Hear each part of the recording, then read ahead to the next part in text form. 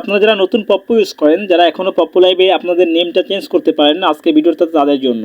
দেখেন নিচে কিছু অপশন আছে, আপনি দেখতে পাচ্ছেন এই যে 5টা অপশন, 1 2 3 4 5, এই যে সবার শেষে যে অপশনটা, এই যে চাঁদের মতো সবার শেষের অপশনটা, ঠিক আছে। এই শেষের অপশনটা হচ্ছে আপনার প্রোফাইলের অপশন, দেখতে পাচ্ছেন এই অপশনটা, এটা হচ্ছে আপনার প্রোফাইল অপশন।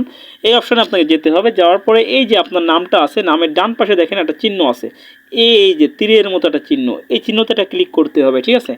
তো ক্লিক করার পরে এখানে যে অপশনটা আসবে, এখানে দেখেন এই যে একটা কলমের মতো চিহ্ন আছে, দেখতে পাচ্ছেন এই কলমের মতো চিহ্নতে একটা ক্লিক করতে হবে। ক্লিক করলে আপনার নাম চেঞ্জ করার অপশন আসে। এখান থেকে দেখেন এই যে নিক নেম লেখা আছে, নিক নেম, এই যে দেখতে পাচ্ছেন এই যে নিক নেম, এখানে নামটা আছে, এই নামের উপর একটা ক্লিক করতে হবে। ক্লিক করলে নামটা লেখার জায়গা চলে আসবে, এখান থেকে নামটা ডিলিট করে দিতে হবে গুণ চিহ্নতে।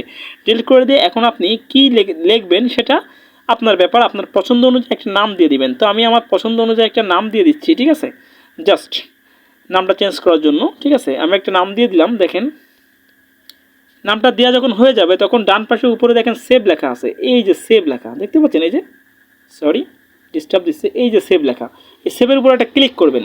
তো দেখেন সেভের উপর একটা ক্লিক করলাম, সেভের উপর ক্লিক করলে কিন্তু আমার নামটা চেঞ্জ হয়ে গেল। আমি একটু ব্যাক করতেছি, দেখেন এখনই আমার নামটা চেঞ্জ হয়ে যাবে, দেখতে পাচ্ছেন আমার নামটা কিন্তু চেঞ্জ হয়ে গেল, ঠিক আছে। এই যে আমার নাম চেঞ্জ হয়ে গেছে।